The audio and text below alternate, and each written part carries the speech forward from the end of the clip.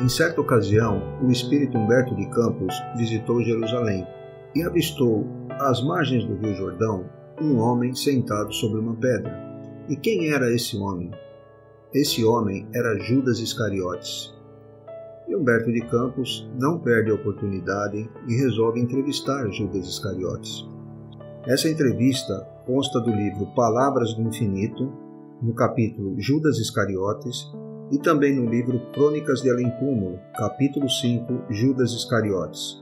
Ambos os livros, o autor espiritual é Humberto de Campos e a psicografia é de Francisco Cândido Xavier. Vamos ver agora qual foi a entrevista na íntegra que Humberto de Campos fez com Judas Iscariotes.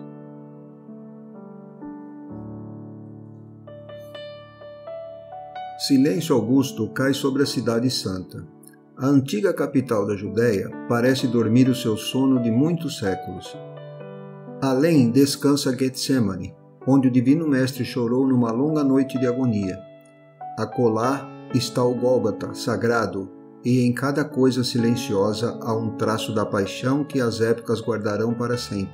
E em meio de todo o cenário, como um veio cristalino de lágrimas, passa o Jordão silencioso, como se as suas águas mudas, buscando o Mar Morto, quisessem esconder das coisas tumultuosas dos homens os segredos insondáveis do Nazareno.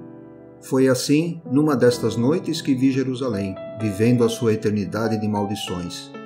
Os espíritos podem vibrar em contato direto com a história. Buscando uma relação íntima com a cidade dos profetas, procurava observar o passado vivo dos lugares santos. Parece que as mãos iconoclastas de Tito por ali passaram como executoras de um decreto irrevogável. Por toda a parte ainda persiste um sopro de destruição e desgraça. Legiões de duendes embuçados nas suas vestimentas antigas percorrem as ruínas sagradas e no meio das fatalidades que pesam sobre o empório morto dos judeus, não ouvem os homens os gemidos da humanidade invisível. Nas margens caladas do Jordão, não longe talvez do lugar sagrado, onde Percursor batizou Jesus Cristo, divisei um homem sentado sobre uma pedra. De sua expressão fisionômica irradiava-se uma simpatia cativante. Sabe quem é este? Murmurou alguém aos meus ouvidos. Este é Judas. Judas? Sim, os espíritos apreciam às vezes, não obstante o progresso que já alcançaram, volver atrás visitando os sítios onde se engrandeceram ou prevaricaram, sentindo-se momentaneamente transportados aos tempos idos. Então mergulham o pensamento no passado, regressando ao presente, dispostos ao heroísmo necessário do futuro. Judas costuma vir à Terra nos dias em que se comemora a paixão de Nosso Senhor, meditando nos seus atos de antanho. Aquela figura de homem magnetizava-me. Eu não estou ainda livre da curiosidade do repórter, mas entre as minhas maldades de pecador e a perfeição de Judas existia um abismo. O meu atrevimento, porém, e a santa humildade de seu coração ligaram-se para que eu o atravessasse procurando ouvi-lo. O senhor é de fato o ex-filho de Iscariotes? Sim, sou Judas, respondeu aquele homem triste, enxugando uma lágrima nas dobras de sua longa túnica. Como o Jeremias das Lamentações, contemplo às vezes esta Jerusalém arruinada, meditando no juízo dos homens transitórios. É verdade tudo quanto reza no Novo Testamento com respeito à sua personalidade na tragédia da condenação de Jesus? Em parte. Os escribas que redigiram os evangelhos não atenderam às circunstâncias e às tricas políticas que acima dos meus atos predominaram na nefanda crucificação. Pôncio Pilatos e o tetrarca da Galileia, além dos seus interesses individuais na questão, tinham ainda a seu cargo salvaguardar os interesses do Estado romano, empenhado em satisfazer as aspirações religiosas dos anciãos judeus. Sempre a mesma história. O Sanedrim desejava o reino do céu planejado por Deus, a ferro e fogo. Roma queria o reino da terra. Jesus estava entre essas forças antagônicas com a sua pureza imaculada. Ora, eu era um dos apaixonados pelas ideias socialistas do Mestre, porém o meu excessivo zelo pela doutrina me fez sacrificar o seu fundador. Acima dos corações, eu via a política, única arma com a qual poderia triunfar, e Jesus não obteria nenhuma vitória. Com as suas teorias, nunca poderia conquistar as rédeas do poder, já que, no seu manto de pobre, se sentia possuído de um santo horror à propriedade. Planejei então uma revolta surda como se projeta hoje em dia na Terra a queda de um chefe de Estado. O mestre passaria a um plano secundário e eu arranjaria colaboradores para uma obra vasta e enérgica, como a que fez mais tarde Constantino I, o Grande, depois de vencer Maxêncio às portas de Roma, o que aliás apenas serviu para desvirtuar o cristianismo.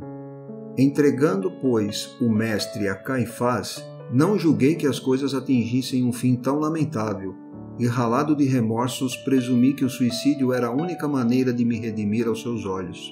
E chegou a salvar-se pelo arrependimento? Não consegui.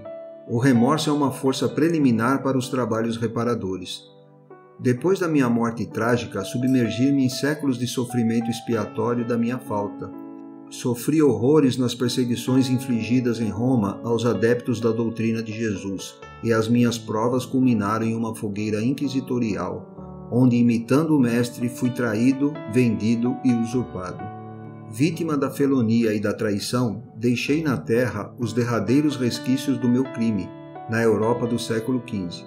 Desde esse dia em que me entreguei por amor do Cristo a todos os tormentos e infâmias que me aviltavam, com resignação e piedade pelos meus verdugos, fechei o ciclo das minhas dolorosas reencarnações na terra, sentindo na fronte o ósculo de perdão da minha própria consciência. E está hoje meditando nos dias que se foram, pensei com tristeza. Sim, estou recapitulando os fatos como se passaram. E agora, irmanado com ele, que se acha no seu luminoso reino das alturas, que ainda não é desse mundo, sinto nessas estradas o sinal de seus divinos passos. Vejo-o ainda na cruz, entregando a Deus o seu destino. Sinto a clamorosa injustiça dos companheiros que o abandonaram inteiramente e me vem uma recordação carinhosa das poucas mulheres que o ampararam no doloroso transe. Em todas as homenagens a ele prestadas, eu sou sempre a figura repugnante do traidor. Olho complacentemente os que me acusam sem refletir se podem atirar a primeira pedra. Sobre o meu nome pesa a maldição milenária, como sobre estes sítios cheios de miséria e de infortúnio. Pessoalmente, porém, estou saciado de justiça, porque já fui absolvido pela minha consciência no tribunal dos suplícios redentores. Quanto ao Divino Mestre, continuou Judas com os seus prantos. Infinita é a sua misericórdia, e não só para comigo, porque se recebi 30 moedas vendendo aos seus algozes, há muitos séculos ele está sendo criminosamente vendido no mundo a grosso e a retalho, por todos os preços, em todos os padrões do ouro amoedado. É verdade, concluí, e os novos negociadores do Cristo não se enforcam depois de vendê-lo. Judas afastou-se tomando a direção do Santo Sepulcro, e eu, confundido nas sombras invisíveis para o mundo, vi que no céu brilhavam algumas estrelas sobre as nuvens pardacentas e tristes, enquanto o Jordão rolava na sua quietude como um lençol de águas mortas, procurando um mar morto. Recebida em Pedro Leopoldo, em 19 de abril de 1935.